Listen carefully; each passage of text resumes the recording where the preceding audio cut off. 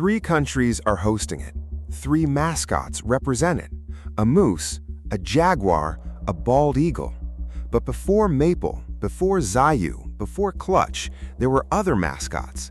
One was designed by a government that same year was making thousands of people disappear. Another drove the company that paid for its rights into bankruptcy. And another was accused of exploiting an endangered animal while that same species kept dying out. This is the real story behind World Cup mascots, not the plush toy version, the version nobody told you. Every 4 years, a cartoon character greets kids at the stadium entrance. It smiles, it sells jerseys, it shows up on backpacks and soda cups. But behind every one of those smiles is a real human decision: an illustrator with a deadline, a government with an image to protect, a company with a contract to fulfill. Some of those decisions build innocent legends, others build cover stories. And to understand the difference, we have to go back to the first World Cup that ever had an official mascot: England, 1966. Football had already gone 36 years of World Cups without a single mascot. That changed in 1966 when England hosted the tournament. The organizing committee commissioned the first official mascot in World Cup history. He was called World Cup Willie, a lion wearing a jersey that read World Cup. He was drawn by an illustrator named Reg Hoy, best known for his children's books. Willie was an instant commercial success. He appeared on mugs, toys, and magazine covers. But the real story of that World Cup wasn't the cartoon lion, it was a real dog. Days before the tournament, someone stole the original World Cup trophy from an exhibition in London. Police had no leads. A week later, a man named David Corbett went out for a walk with his dog in South London. The dog, named Pickles, started sniffing at a wrapped package under a hedge. Inside was the trophy, abandoned by whoever had stolen it. Pickles became a national celebrity. He received a cash prize, a year of free dog food, and a medal. He even had a supporting role in a British film that same year and was invited to the English team's victory banquet. The first official World Cup mascot was a paper lion, but the real hero of 1966 had 4 legs. 4 years later, in Mexico, the second mascot arrived. His name was Juanito, a boy wearing a sombrero and the Mexican national team jersey. He was the tournament's first human mascot, and the first one tied to a Latin American host country. Simple, endearing, with no hidden agenda behind him at all.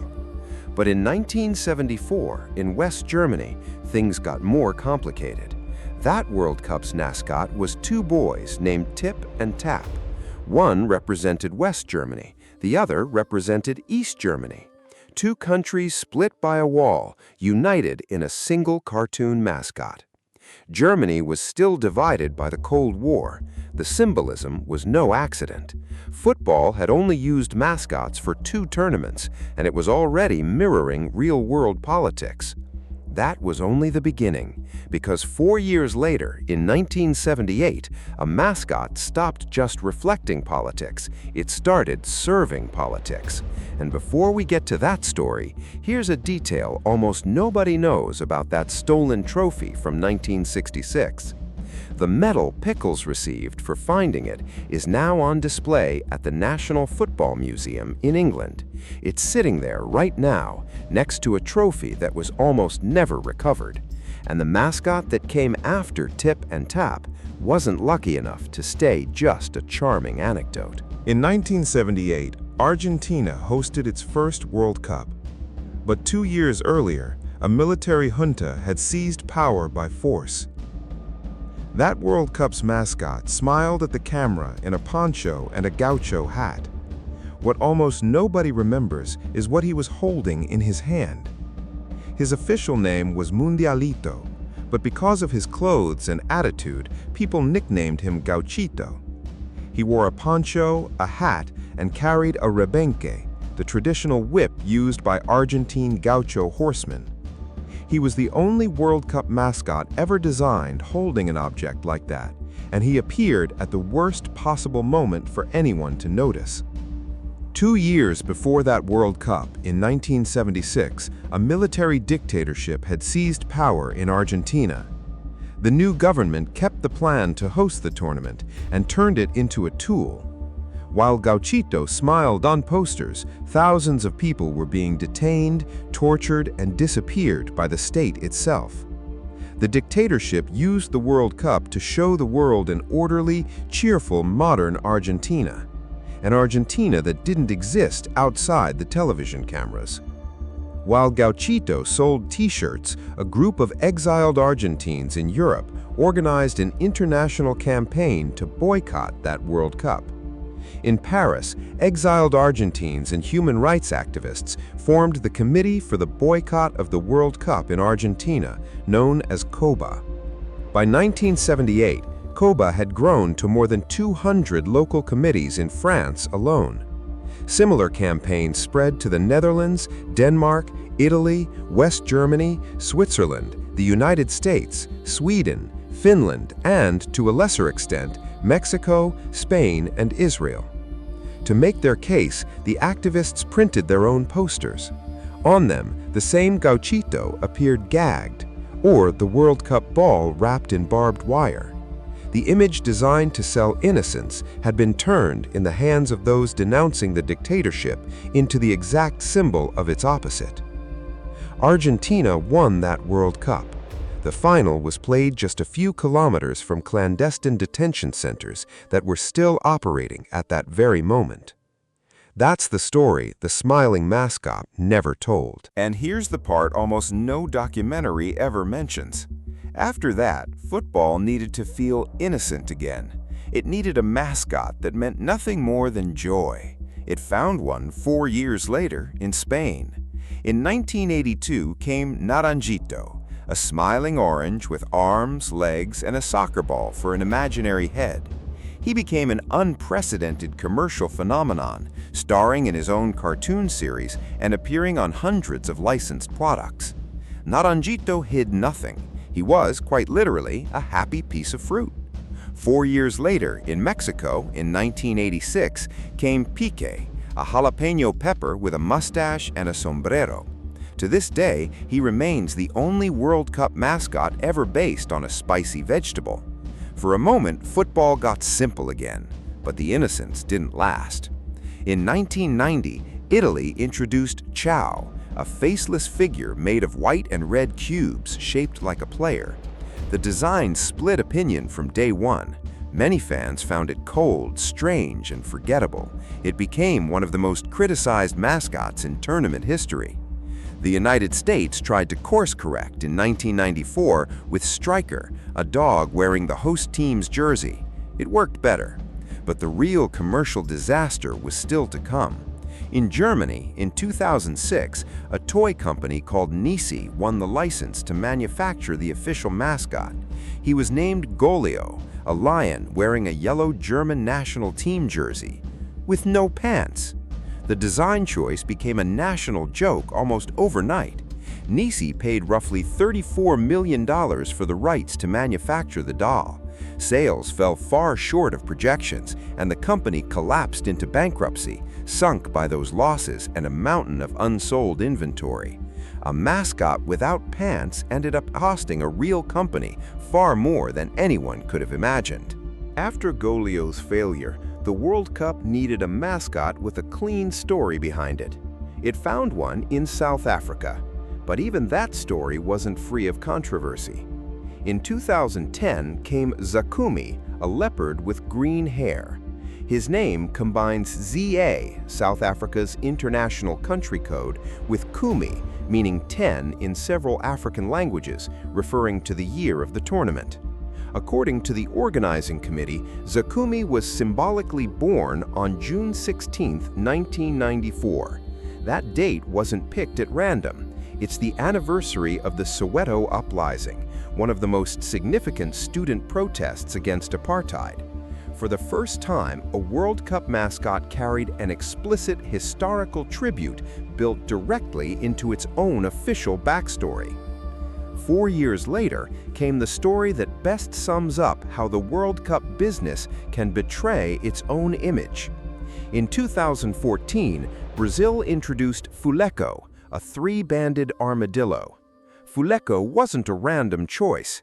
That armadillo species only exists in Brazil, in a semi-arid region called the Caatinga, and it's classified as endangered. FIFA, the International Federation of Association Football, presented fuleco as a symbol of environmental awareness. Behind that choice was the Caatinga Association, the Brazilian organization that had spent years defending the species. Rodrigo Castro, the association's director, estimated that protecting the armadillo for 10 years and getting it off the endangered list would cost $12 million. FIFA offered him $135,000, barely a fraction of what the organization needed. Castro rejected the offer and publicly called it unethical. FIFA, meanwhile, kept selling fuleco dolls without directing those profits toward protecting the real animal. The species remains classified as vulnerable to this day. Not every story from this era ended in disappointment.